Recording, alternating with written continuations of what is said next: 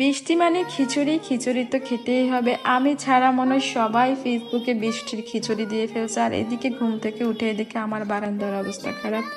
আর খিচুড়ি রান্নাটা আমি সবার মনে হয় লাস্টেই করেছি।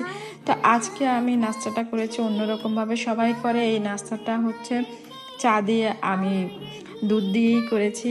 তো সকালটা আমার প্রতিদিনে অনেক সুন্দর হয়, আর আমার সকালটাকে হচ্ছে সবচেয়ে প্রিয়। আর এদিকে আমার সবচেয়ে প্রিয় একটা ফুল ফুটেছে।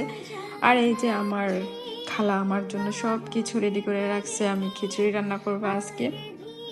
না, আজকের ওয়েদারটা কিন্তু আসলে অনেক সুন্দর ছিল কালকের তুলনায়। তো আজকে খিচুড়ি দিয়ে আমি খাবো মাছ ভাজা। আসলে খিচুড়ি দিয়ে মাছ ভাজা কিন্তু খেতে কিন্তু আসলে কিন্তু অনেক মজা। আর এদিকে অনেক বাতাস ছুটছে, বাতাসের ছুটে মনে হয় যেন আমার বারান্দার টবগুলোই পড়ে যাবে। তো এদিকে আমি খিচুড়ি বসিয়ে দিব। খিচুড়ি বসানোর জন্য আমি অনেকগুলো পেঁয়াজ দিয়ে দিয়েছি। আর আমি বরাবরই যে কোনো রান্নার মধ্যে পেঁয়াজ বেশি না দিলে মনে হয় যেন আমার তরকারিটা একদমই মজা হয় না। তো এখানে আমি পেঁয়াজটা ভেজে আমি এখানে দিয়ে দিয়েছি হলুদ, আদা আর কিছু টমেটো দিয়েছি, আর দিব হলুদ।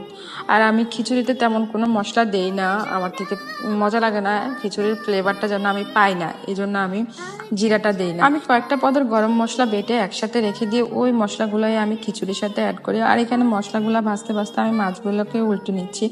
মশলাগুলো একদম ভাজা ভাজা করে তারপর এখানে আমি চাল দিব, কারণ মশলাগুলো ভাজলে খিচুড়িটা মজা হয়।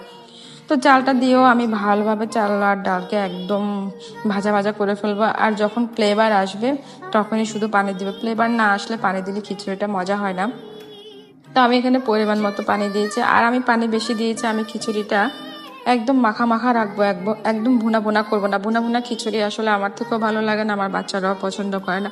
আর বৃষ্টি হবে, এদিকে আমি চা খাবো না, এটা কি করে হয়। আর এদিকে 1 কাপ চা নিয়ে আমি বারান্দায় চলে গেলাম বৃষ্টি উপভোগ করার জন্য। চা খেতে খেতে বৃষ্টি দেখা তো একটা সেই মজা, যারা এই বৃষ্টি উপভোগ করে তারাই জানে। তো এইদিকে আমার বারান্দা দেখলাম যে অনেকগুলো মরিচ ধরে আছে, আর মরিচগুলো প্রায় লাল হয়ে গেছে। তো আমি ভাবলাম যে মরিচগুলোও নিয়ে নিয়ে খিচুড়িতে দেওয়া যাবে, আবার কাঁচাও খাওয়া যাবে। আর গাছের মরিচগুলো কিন্তু আসলে অনেক মজা হয় আর অনেক গ্রান আসে। তো অনেক মরিচই ধরেছে মাশাআল্লাহ, একটা গাছ থেকে এতগুলা মরিচ নিয়েছি। তো এদিকে আমার খিচুড়িটাও হয়ে গেছে মাশাআল্লাহ। খিচুড়িটা একদম মানে পারফেক্টভাবে হয়েছে, আমি যেরকম চেয়েছিলাম, একদম বোনা বোনাও না আর একদম লাটকাও না। তো এই যে খিচুড়ির সাথে আমি কয়েকটা কাঁচামরিচ আর এখানে আমি দিয়ে দিলাম চিনি। চিনি না দিলে তো খিচুড়ি আমার থেকে একদমই মজা লাগে না, আর আমাদের বাসায়ও কেউ পছন্দ করে না চিনি না দিলে। একটু মিষ্টি মিষ্টি হলে ভালো লাগে, ঝাল মিষ্টি মিষ্টি। তো এদিকে আমি মাছ ভাজিটা এখানে বসিয়ে দিব।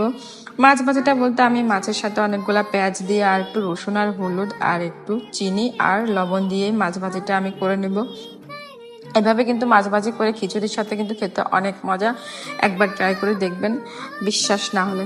তো এইদিকে বক বক করতে করতে দেখলাম যে আমার ভিডিওটাও শেষ হয়ে আসছে। আর আজকের জন্য বাই বাই, টাটা, আসসালামু আলাইকুম, সবাই ভালো থাকবেন।